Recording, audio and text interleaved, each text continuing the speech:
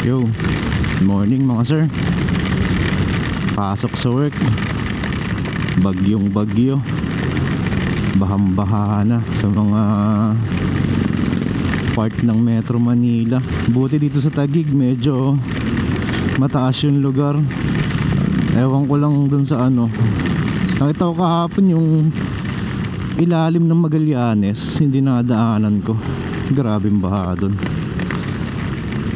Hindi na ako magsusugal dyan sa service road, baka baha. Dito na lang ako sa McKinley. Medyo mataas-taas yung lugar. Kayo mga sir, binaha ba kayo? Sana nakauwi kayo ng safe kahapon. Update na rin sa gulong. Talagang makapit siya kahit wet condition. Sulit yung sulit yung binayad natin. Sa pulley naman parang medyo delay yung acceleration ko pag take off. Medyo ma-delay siya. Siguro ganun talaga sa una. Patigas pa siguro yung mga spring. Bago din kasi yung spring na nilagay 1K RPM. Gas consumption di ko pa makikita yan. Check na lang natin pag full tank ko ulit.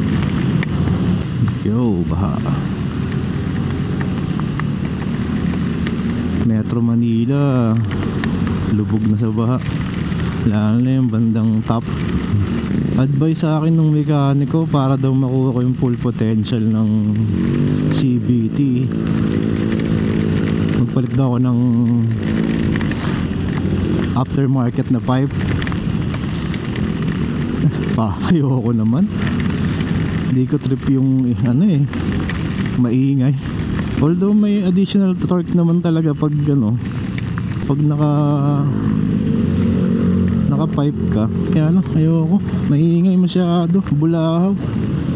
Hindi naman tayo big bike ibusina naman ako kung sakaling gusto kong magkuha ng attention ng kasabayan ko Sana di mabasa yung mic natin. Nagpalit ako ng clear lens masyado malabo yung kaya nagpapagpa din to. Kailangan talaga bumili ng pin lock or anti-fog na may delay talaga siya, pero minimum lang, minimal yung delay niya. Dami pa rin pumapasok kahit bagyo. Partner ko tinamad na pumasok Grabe naman kasi ulat. Nakikita kaya sa video yung ulan? Sobrang lakas. Wala na rin makita. Mahirap yung ganyang raincoat pag malakas yung hangin. Yung poncho na ganyan, dinadala ka talaga natry ko yun nung umuwi akong Quezon. Ganyan yung gamit ko. Kaya yung bandang Mahaya, sobrang lakas ng hangin, talagang dadaling ka Woy, jet ski. Kaya hindi safe yung ganyan pang malapitan lang yun. Pero sa TikTok may nabibili nung yung may kamay. Ganun gamit nung kawork ko Okay naman daw, mas safe. Kasi pa straight yung niya yung sa katawan, hindi pa lapad. Dito ako sa may McKinley dadaan kanan. Dito sa kaliwa, ayawan ko lang kasi kahapon nakita ko sa news lubog sa baha Hindi na tayong mag-gamble. Dito na lang tayo sa safe. Yun ang pumasok pa din talaga talagang siguro kailangan talaga ng sa work. Sa amin kailangan talaga hotel kami 24/7 ng operation namin. Pero sa office ako, back office, mga support team. Kita pa ba? Uy, dami sasakyan dami pang pumasok. Hindi naman natin need magmadali wala naman tayong ihahatid. Diretso work na rin. Doon nga pala siya nagtatanong sa akin kagabi kung ano masulit bilhin, kung yung Suzuki Avenis o yung itong Gravis. Sa Gravis na ako. Avenis 10 inch lang yung likod dun 10 inch yung gulong, maliit. Nakaranas na ako ng 10-inch ang gulong.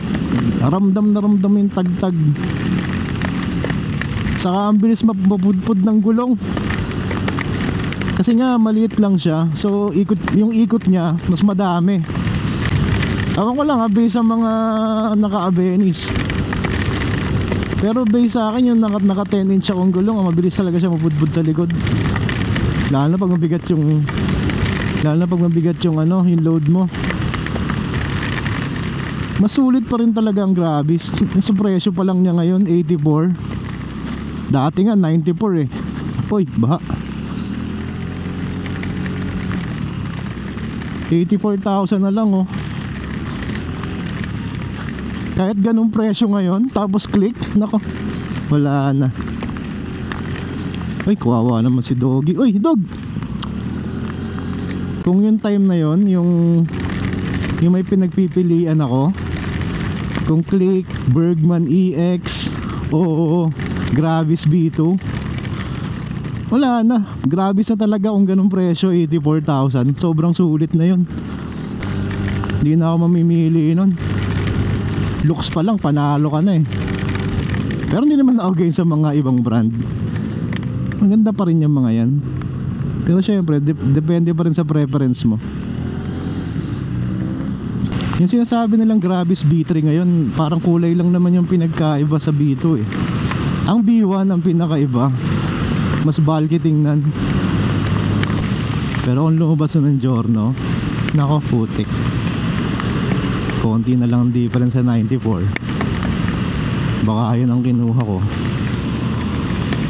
4 bulbs. Classic bike pa. Parang tumapasok sa kapote ko. Kakaliwa na tayo dito.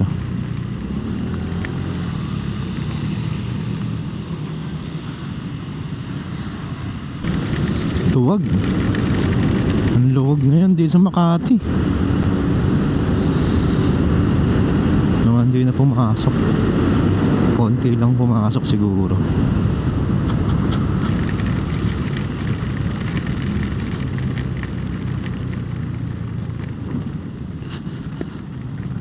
Dito tayo sa kaliwa. Daming dyan, stoplight. Tigas na ng mga button ko. Sa basa siguro. Lulubricate na lang natin pag umaraw na. Kahit yung sasasayang ko kasi medyo mahirap na ipasok eh.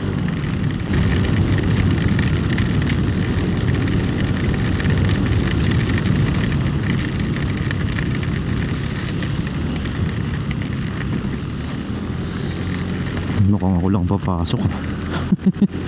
Okay lang.